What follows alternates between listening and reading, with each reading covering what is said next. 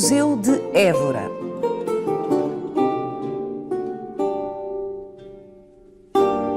Tríptico da Paixão de Cristo em esmalte pintado.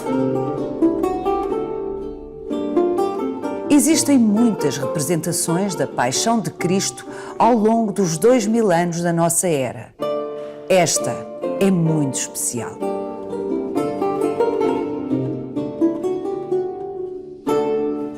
Este tríptico é um tesouro do património nacional, mas são muito poucos os portugueses que lhe conhecem a existência e a importância. Trata-se de um caso de referência internacional.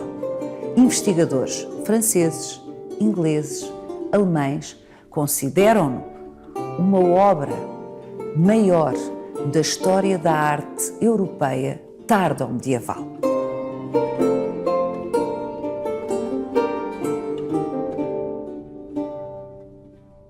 Envolvido numa lenda que o atribui a uma encomenda de Constantino Magno, o primeiro imperador romano convertido ao cristianismo, este tríptico da Paixão de Cristo está, na verdade, datado da primeira metade do século XVI e terá sido produzido em Limoges, França.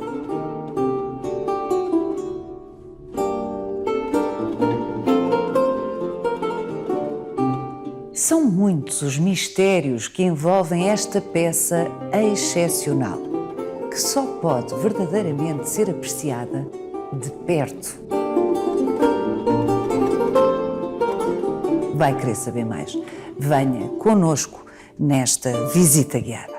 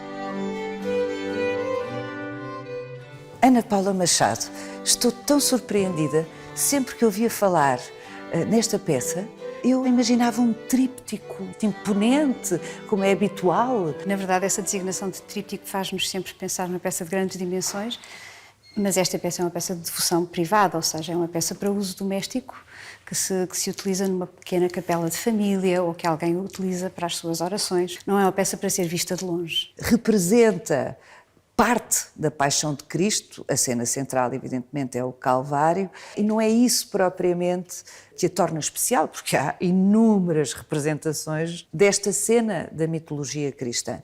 Aquilo que a torna especial é a técnica. De facto, esta peça é produzida sobre uma lâmina de cobre, sobre a qual é depositada vidro em fusão, colorido com óxidos metálicos, e algumas partes sobre uma folha fina de prata, o que nos permite ter este céu magnífico, com uma luminosidade de céu noturno, mas muito particular, portanto, com a prata que ilumina o esmalte por cima, o esmalte azul translúcido, e depois zonas de esmalte opaco com cores muito intensas, retocadas com ouro, não é? Portanto, a última das camadas aplicadas é o ouro, que nos dá os interstícios do tecido, portanto, as dobras dos tecidos.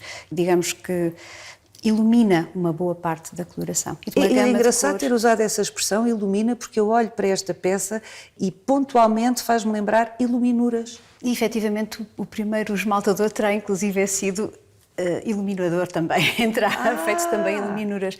E há nesta... O primeiro esmaltador da história. Da história, sim, não desta peça. Sim. E da história registada, que também é um aspecto importante. Sim, fora o que nós não sabemos. Fora não o que não sabemos, exatamente o que se perdeu com o tempo.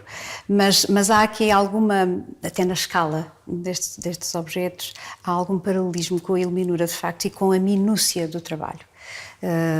Sendo que o esmalte está numa fronteira entre a pintura e uma arte de fogo que lhe confere um caráter ainda mais particular, mais específico, porque cada cor destas funde a uma temperatura diferente e, portanto, exige uma ida ao forno, à mufla, uma ida diferente. Não é? Portanto, então como é que eles faziam? Pintavam uma cor e ao forno?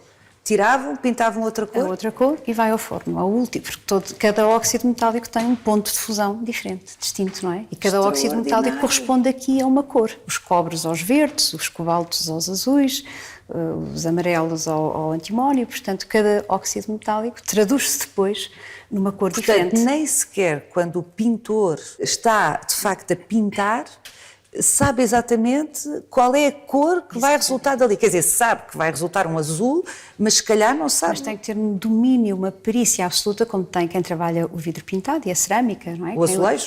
O azulejo, quem trabalha com óxidos metálicos, tem sempre que ter esse domínio absoluto sobre o efeito final daquilo, do pigmento que está a utilizar. É um pouco aí que está a magia destes objetos, porque de facto as artes de fogo têm esta...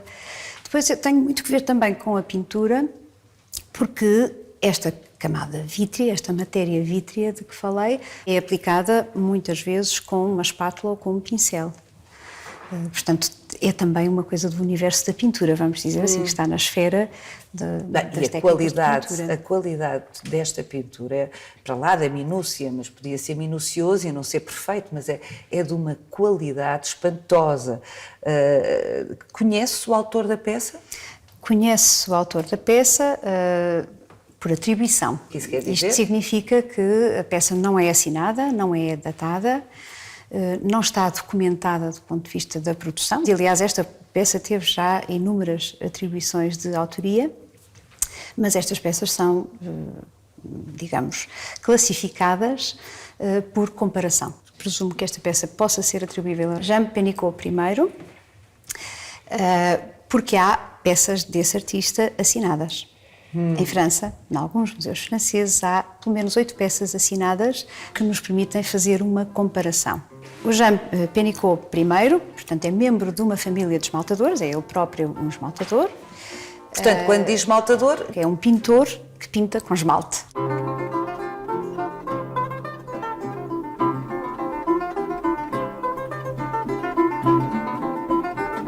Os Pénicaud, porventura a mais conhecida das famílias de esmaltadores de Limoges, teve vários membros e várias gerações que trabalharam em esmalte pintado, residiam na região de Limoges, França? Na cidade de Limoges, em França, junto com muitos outros esmaltadores. Os Limousin, que foram também mais do que um, foram também vários membros da mesma nós estamos geração. habituados a associar Limoges à porcelana.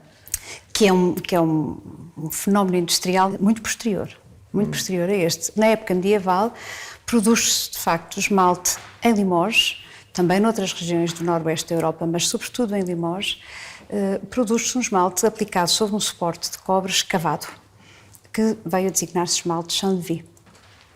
Aí as cores são separadas pelas próprias cavidades produzidas. Aliás, aqui na coleção do Museu de Évora, há uma peça produzida nessa técnica e noutras coleções portuguesas há também. Deve dizer-se, aliás, que Portugal foi muito precocemente um país receptor, portanto, cliente destas manufaturas de Limoges do final do século XII. Sério? E desde o final do século XII que há registros documentais em Portugal de recepção abundante de objetos deste tipo. Era uma produção muito numerosa e que conheceu um fenómeno de difusão a uma escala absolutamente global, até à Suécia, até aos cantos mais recônditos da Europa, portanto, conseguiu através das rotas de peregrinação e mesmo importação. Há importação pelo norte de Espanha, importação de objetos de Limoges documentada por mar, no final do século XII e depois ao longo de todo o século XIII. Essa produção acaba nos meados do século XIV, entra em declínio nos meados do século XIV, em definitivo, no final do século XIV já não existia. 100 anos depois, assiste-se ao retomar de uma tradição de produção de esmalte, mas numa técnica diferente, que é esta que aqui vemos, e que ao longo do século XVI conhece novamente um fenómeno de difusão, sobretudo pelas cortes europeias. Que é uma peça forçosamente caríssima, não é? É uma peça com um trabalho muito requintado, que nos faz pensar que seria uma peça cara e com ouro. E com ouro, exatamente, mas há aqui uma questão interessante que é pensarmos, sempre que nós encontramos peças destas documentadas, ou seja, documentos que nos dão informação sobre a peça, essa documentação pertence a monarcas, a papas, mas claro que o comum dos mortais não tem documentação própria e, portanto, é natural que encontremos sempre estas peças associadas a grandes tesouros, associadas a grandes espólios muito importantes, não é? Muito importantes. Porque esses é que se preocupam em guardar a documentação, o registro. Exatamente. Eventualmente, outras pessoas haveria com peças destas isoladas, pequenas peças, porque também há pequenas placas que eventualmente seriam menos dispendiosos. Por outro lado, também é importante dizer-se que esta produção em Limoges, no século XVI, tem um fenómeno de mercado associado e, portanto, tem muita clientela e há uma enormíssima produção, ou seja, há muito mais esmaltadores que aqueles que estão hoje identificados e registados, e há uma produção de vários níveis.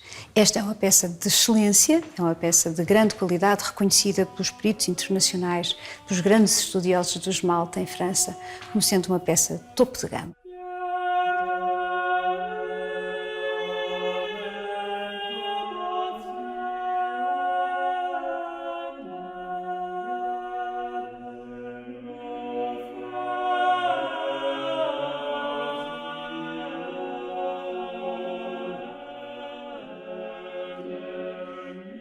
O esmalte tem esta característica de ter que ter fundo escuro, em princípio, nesta época tem que ter um fundo escuro e isso obriga a que todos os acontecimentos que decorrem durante o dia na narrativa, quando passado ao esmalte, acontecem durante a noite sob céus estrelados ou céus com pequenas nuvens de ouro.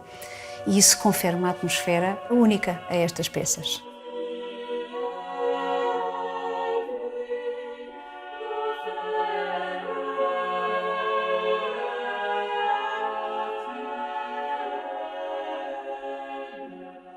Repare, Paula, por exemplo, nestas pequenas gotas de esmalte que reproduzem o efeito de uma joia, nos adornos dos cavalos, nas flores e até na separação das diversas cenas, das 4 cenas que aqui vemos, que é uma pequena acumulação de vidro sobre uma laminazinha de prata e que reproduz o efeito de uma joia, como se fosse uma joia em cabochão. São pequenos pormenores, mas que dão uma luminosidade a esta composição e que lhe dão uma vivacidade absolutamente singular.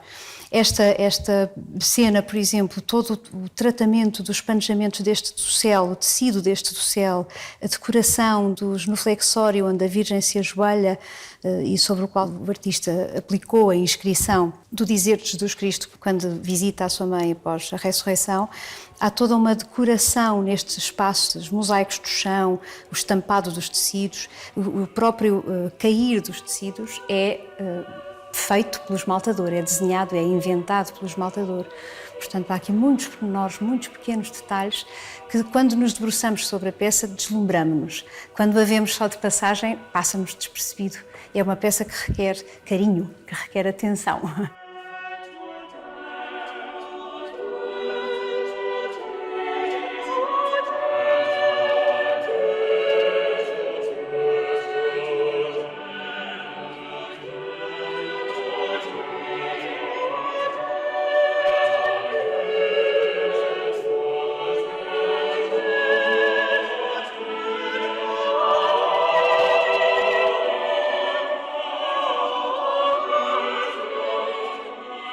podemos afirmar que esta peça, sendo dos inícios do XVI ou da primeira metade do século XVI, não é de 1501, é mais provavelmente 1530. Ora bem, isto cruza muitos critérios, mas também aqui há uma baliza incontornável que é uma das fontes de inspiração quase direta do artista, que é uma série de gravuras publicada por Albrecht Dürer em 1511, pintor e gravador ilustríssimo alemão, que à época em que este tríptico é feito tem já um renome internacional mais que firmado nesta época. Estas gravuras do Dürer estão datadas, são produzidas entre sensivelmente 1507 e 1511, portanto ele começa a fazê-las logo que chega de Itália e sob influência dos artistas italianos com quem contactou na altura, mas elas são publicadas efetivamente em 1511. E, portanto, é a partir dessas gravuras que muitos pintores a óleo, mas também muitos esmaltadores, muitos mesmo, produzem as suas placas de esmalte para as mais diversas funções religiosas, portanto, para frontais de altar, para retábulos, para pequenos trípticos desta dimensão. Portanto, as gravuras do Dürer são utilizadas, de facto, recorrentemente pelos esmaltadores, são, porventura, das mais estimadas entre os esmaltadores limusinos. A Pequena Paixão é uma série de 36 gravuras, mais uma de frontispício, que tem sensivelmente a escala que estas imagens aqui têm, as dos volantes. Portanto, essa baliza de 1511 é uma baliza incontornável, não é? Obviamente.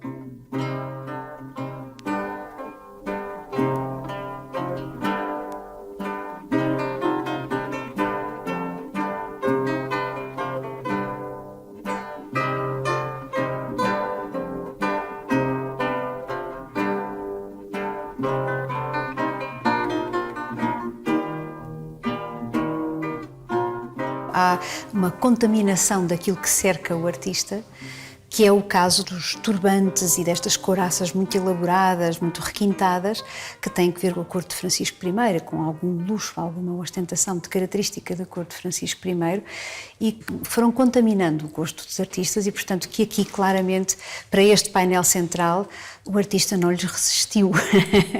E, portanto, tendo tomado como ponto de partida gravuras com um gosto um pouco diferente, vai depois introduzindo detalhes que são claramente aquilo que o cerca. Não é? Novas pistas para a datação da peça. Novas pistas para a datação.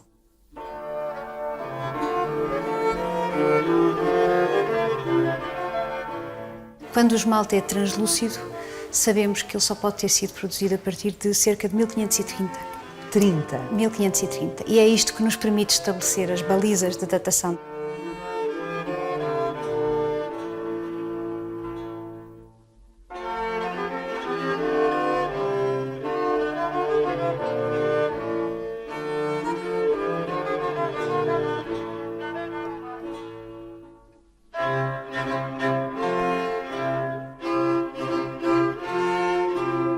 Viemos até cá fora porque realmente Évora, toda a cidade é imperdível e ainda por cima o Museu de Évora está aqui junto do ícone maior da cidade, o Templo de Diana.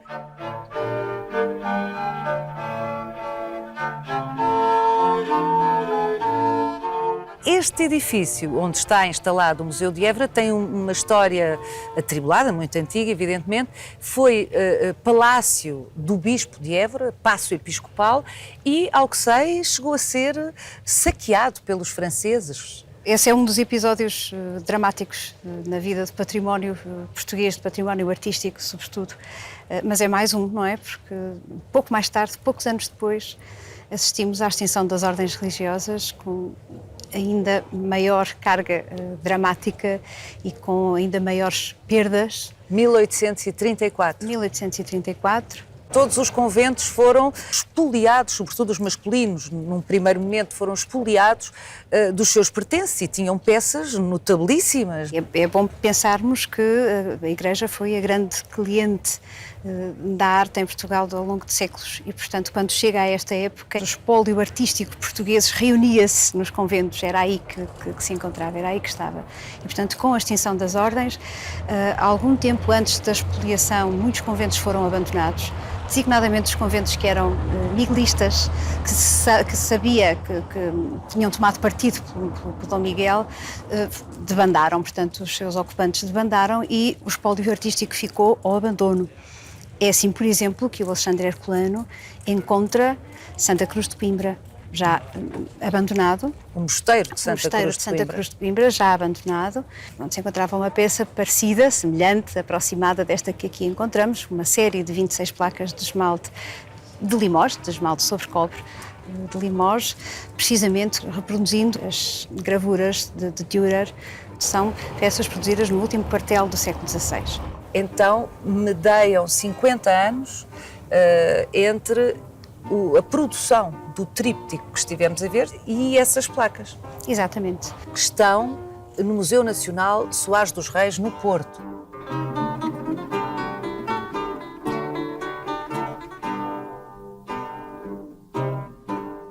Bom, Ana Paula, ainda não falámos aqui da lenda que envolveu o nosso tríptico. Sugiro que regressemos ao interior e para junto dele para que a Ana Paula nos conte o que é que, por vezes, a ausência de documentação pode produzir um vazio onde se reúnem as condições para se instalarem as lendas.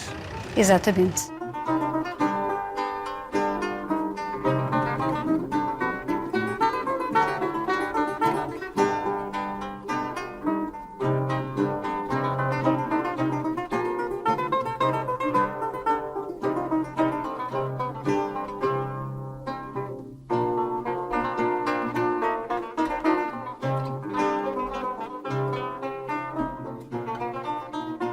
Esta peça esteve envolta numa lenda ainda mais rocambolesca do que normalmente são as lendas. É.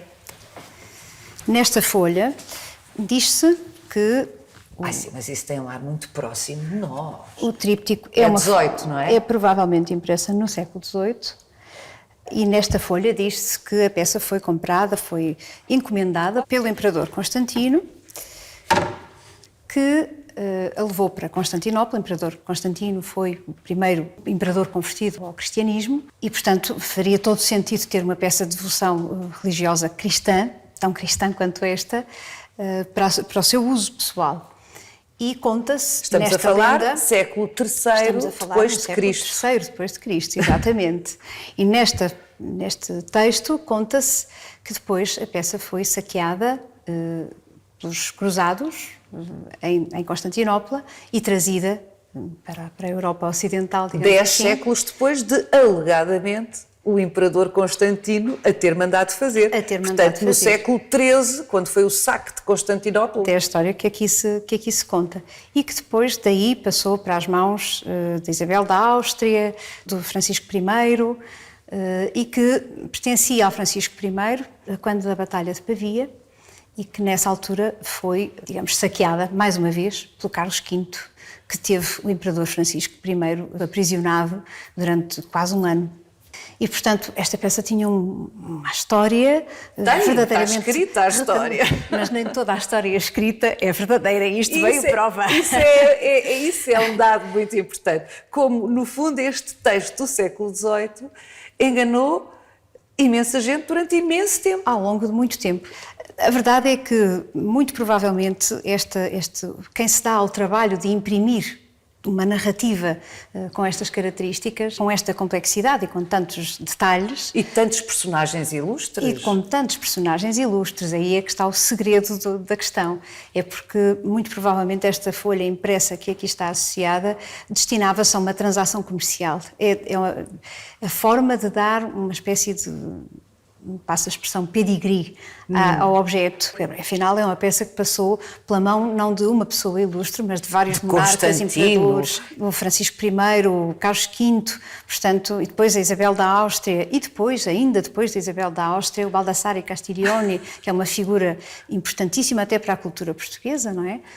E aí talvez haja algum aspecto de verdade, e as lendas têm sempre algum pequeno, onde há fumo, há fogo, têm sempre algum pormenor que pode ser verdadeiro.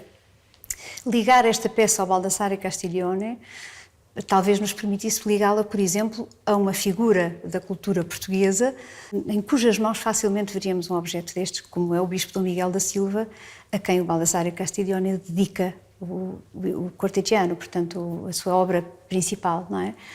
O Dom Miguel da Silva foi bispo de Viseu e foi cardeal e viveu grande parte da sua vida em Roma, onde, aliás, se compravam peças destas com muita frequência. O início é completamente absurdo, evidentemente. A reta final deste texto, sim, aí já pode dizer alguma coisa de verdade e não me surpreenderia, como não me surpreende ver uma peça destas nas mãos de um bispo de Évora, também não seria surpreendente vê-lo nas mãos do Dom Miguel da Silva, que era, de facto, um personagem, viveu como um príncipe da Renascença em Roma toda a sua vida e, portanto...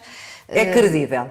É credível, essa parte, sim, tem alguma... Mas esta peça chega até nós pelas mãos de uma pessoa que não tem, evidentemente, a notoriedade de Dom Miguel da Silva, mas que foi um colecionador respeitabilíssimo. Esta peça pertence ao Dom Frei Manuel do Cenáculo Vilas Boas, que foi bispo de Beja, arcebispo de Évora, figura importante no seu tempo, foi confessor do príncipe Dom José, e recebeu as maiores honrarias no seu tempo, portanto foi uma figura proeminente do ponto de vista político até, e não só religioso, e reuniu uma coleção a todos os títulos notável.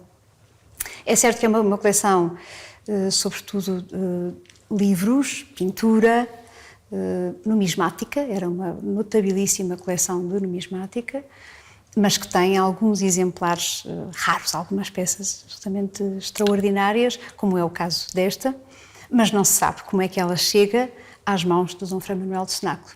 Então, a partir de que momento exato é que começa a haver documentos verdadeiros, sérios, sobre a presença desta peça em Portugal? Só em 1814. Século XIX? Só no século XIX, a quando do inventário dos bens por morte de Dom Frei Manuel do Cenáculo. Mas é evidente que ele adquiriu antes e pode muito bem tê-la adquirido no final do século XVIII. Aliás, o Dom Frei Manuel do Cenáculo viaja até Roma, creio que por volta de 1750, e há muito outro histórico de aquisições deste tipo, que em Roma se comercializavam peças deste tipo no século XVIII, e pode ter sido essa a forma como ela veio parar a Portugal.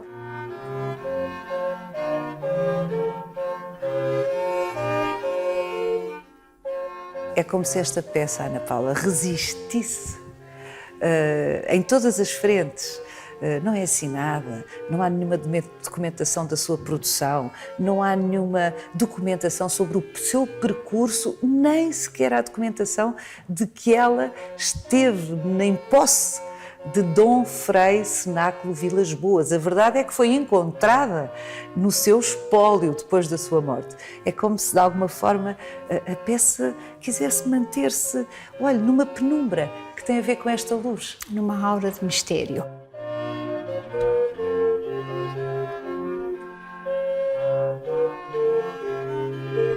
Siga-nos no nosso sítio e na nossa página de Facebook, onde encontra este e os outros episódios do Visita Guiada.